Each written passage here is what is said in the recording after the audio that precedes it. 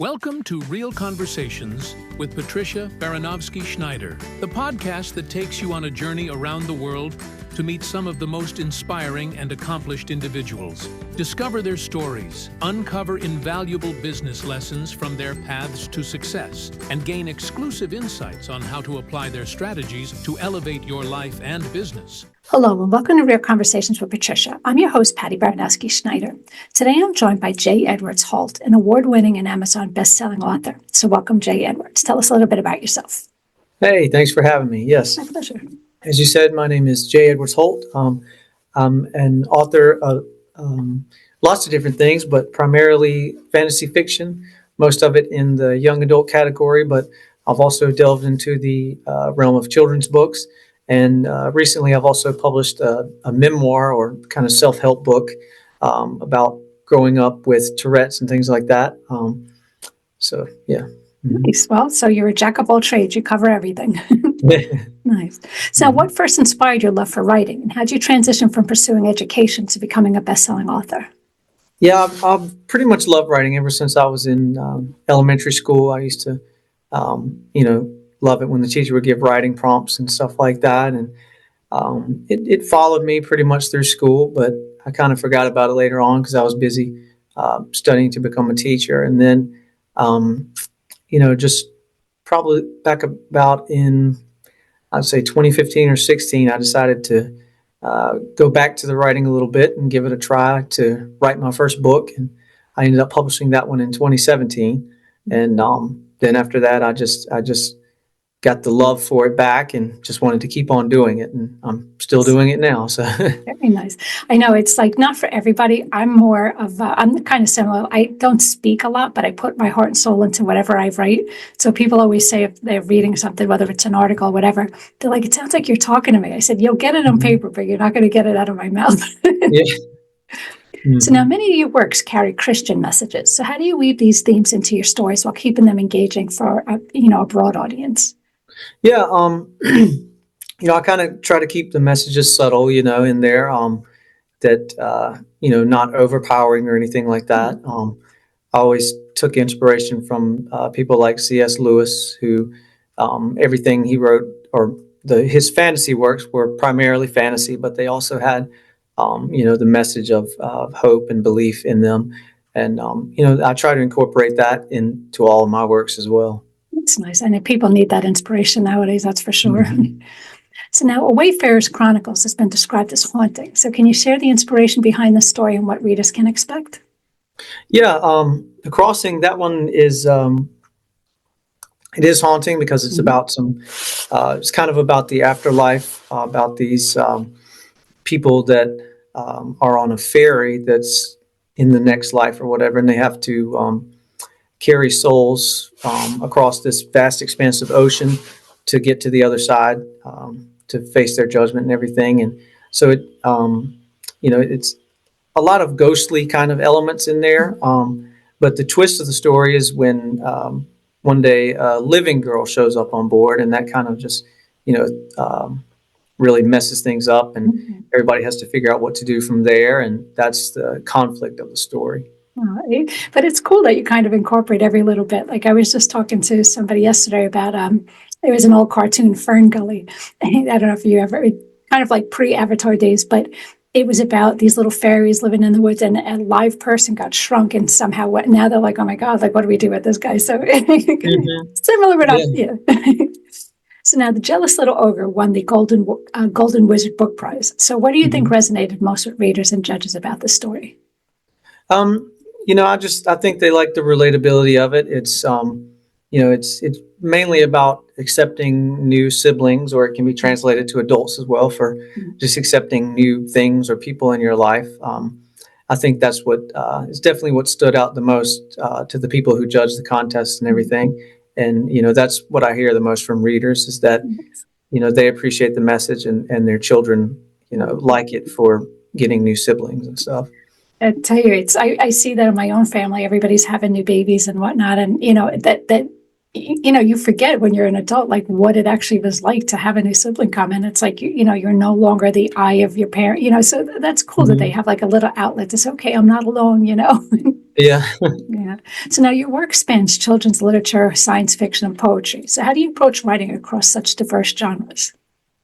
I like taking on new tasks and challenging myself to try new genres and studying to learn about the new genres and everything. And um, I think if you write the same thing all the time, it gets stale. And Mhm. so I like to mix it up a little bit just to keep things fun. Mhm. No, I mean, do you ever, I mean, this is just all your own inspiration, you know? Yeah, I spend a lot of time, probably too much time, thinking about different stories and Right. what I can write next. That's awesome, though.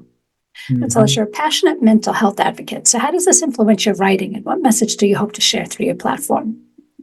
Yeah, through my works of fantasy and children's book and stuff, I want to spread obviously the messages of hope and provide people with kind of a distraction sometimes, something to enjoy and kind of get away from their problems and everything. And I know that's I always like reading and watching stuff like that. So I Right.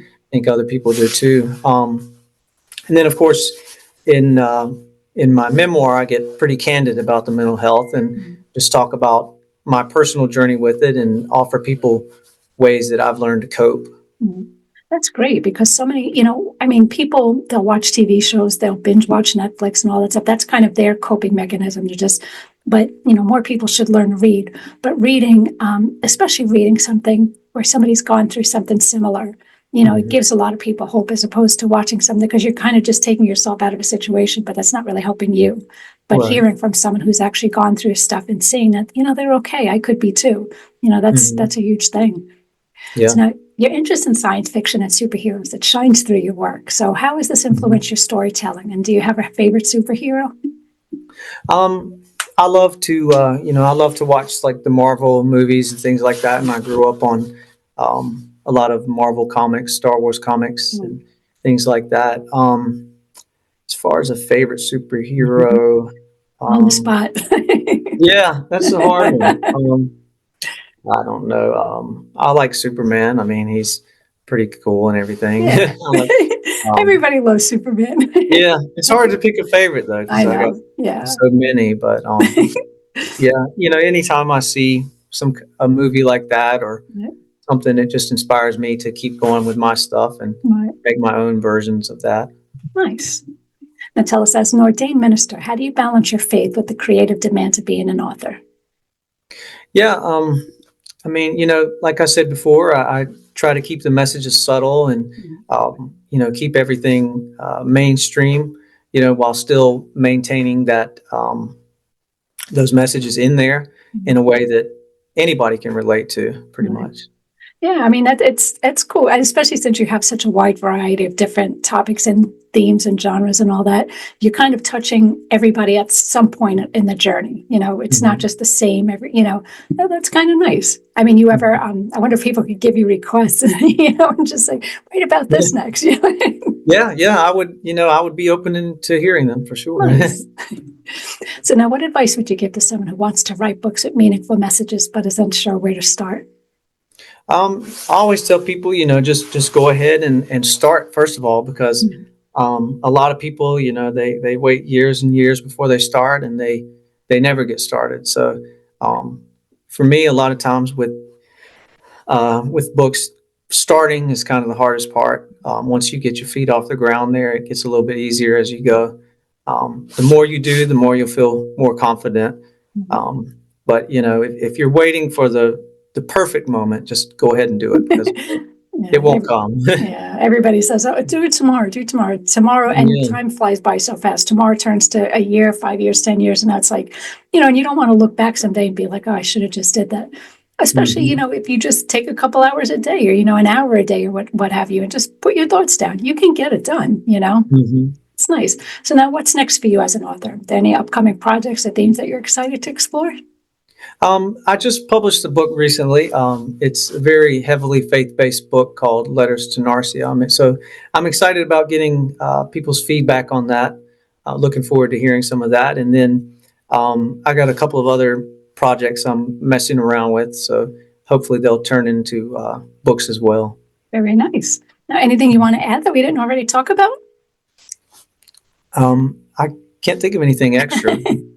All right. Well, how could people get a hold of you, find your books, learn more about you, and maybe even give you little tidbits on what they would like to see? Yeah, so you can find me pretty easily. Do a Google search for JEdwardsHolt, or you can go to my website. It's JEdwardsHolt.com. It has all my contact information there. On social media, it's at JEdwardsHolt. My author email is j@jedwardsholt.com, so they can get a hold of me there and things like that. And yeah, that's about it. Awesome. Well, thank you again for being on the show. Again, that was JEdwardsHolt. So thanks for listening to Real Conversations with Patricia. Never miss an episode by subscribing to the channel. So thank you again. Thank you.